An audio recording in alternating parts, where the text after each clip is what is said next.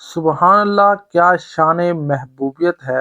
ناظرین، جیسا کہ آپ جانتے ہیں کہ مسلمانوں کا قبلہ اول بیت المقدس تھا اور بعد میں بیت اللہ شریف کو قبلہ بنایا گیا، تو اس کا ذکر دوسرے پارے کے شروع میں آتا ہے۔ اور آئیے آج ہم اس کے بارے میں پڑھتے ہیں، تو یقیناً آپ کا دل خوش ہو جائے گا اس وقوعے کو پڑھ کر سن کر، اور آپ کی معلومات میں بھی اضافہ ہوگا۔ جب پیارے آقا حضرت محمد صلی اللہ علیہ وسلم جب مکہ مکرمہ سے ہجرت کر کے مدینہ منورہ تشریف فرما ہوئے، تو بیت المقدس کی طرف جو اہل کتاب کا قبلہ رخ تھا کر کے نماز ادا فرماتے رہے۔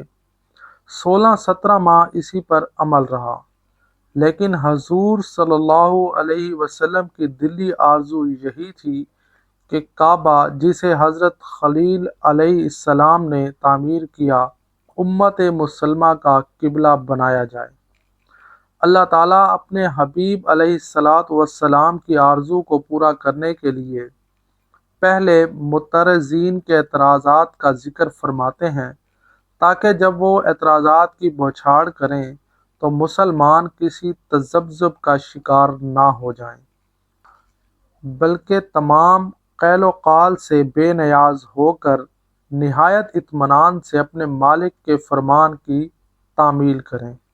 کعبہ حضور صلی اللہ علیہ وسلم کے جد امجد حضرت خلیل علیہ السلام کا قبلہ تھا، نیز اہل عرب کو اسلام کی طرف مائل کرنے کا ایک مؤثر ذریعہ تھا۔ یہ اور ان کے علاوہ کئی دیگر وجوہات بھی تھیں جنہیں نگاہ نبوت دیکھ رہی تھی، جن کے باعث حضور صلی اللہ علیہ وسلم کی دلی تمنا تھی کہ کعبہ کو قبلہ بنایا جائے، اور چشم امید در رحمت کی طرف بار بار اٹھتی رہتی تھی۔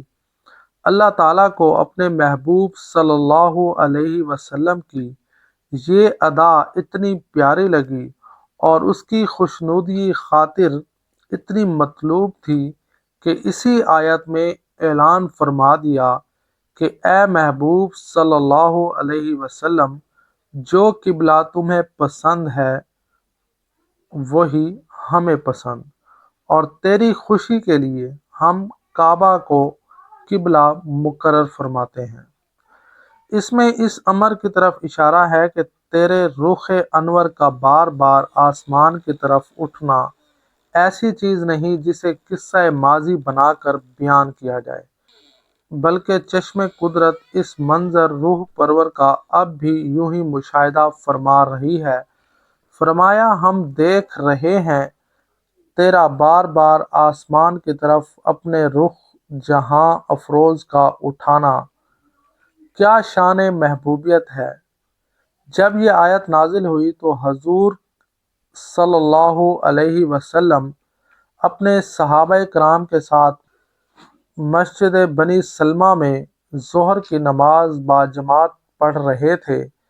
2 رکعتیں ادا فرما چکے تھے کہ یہ آیت نازل ہوئی۔ اسی وقت حضور علیہ السلام نے بیت المقدس سے منہ موڑ کر کعبہ کی طرف کر لیا۔ صحابہ کرام رضی اللہ تعالی عنہ نے بھی اپنے رخ کعبہ کی طرف پھیر لیے۔ مدینہ کی دوسری مسجدوں میں بھی جہاں جہاں جماعت ہو رہی تھی، جب یہ حکم پہنچا تو اسی لمحہ تمام صحابہ کرام نے اپنے رخ پھیر لیے اور دنیا کو تسلیم و رضا کا ایک بے مثال نمونہ دکھایا۔ صحابہ کرام کی محیر القول ترقی کا راز اپنے نبی اور اپنے قائد کی اسی بے چون و چرا اطاعت میں مضمر تھا۔ اللہ تعالیٰ اپنے رسول صلی اللہ علیہ وسلم کو تسلی دیتے ہیں کہ آپ صلی اللہ علیہ وسلم یہود کے اعتراضات سے پریشان نہ ہوں۔ ان کی کتاب میں تحویل قبلہ کا ذکر موجود ہے۔ انہیں خوب معلوم ہے کہ یہ حق ہے اور اللہ تعالیٰ کی طرف سے اب محض تعصب اور ہٹ دھرمی کر رہے ہیں، اس لیے ان کے سامنے جتنے دلائل پیش کیے جائیں انہیں ہدایت نہ ہوگی۔ اچھا، ایک اور بات بھی یہاں پر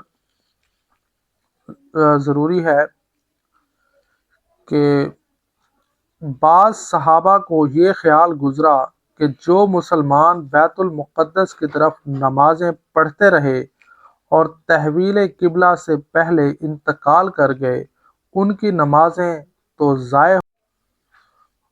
ان کی تسکین کے لیے فرمایا کہ ان کی نمازیں ضائع نہیں ہوئیں، وہ تو اللہ تعالیٰ کے حکم سے ہی بیت المقدس کی طرف منہ کر کے نمازیں ادا کرتے رہے ہیں، اس لیے ضائع ہونے کا تو سوال ہی پیدا نہیں ہوتا۔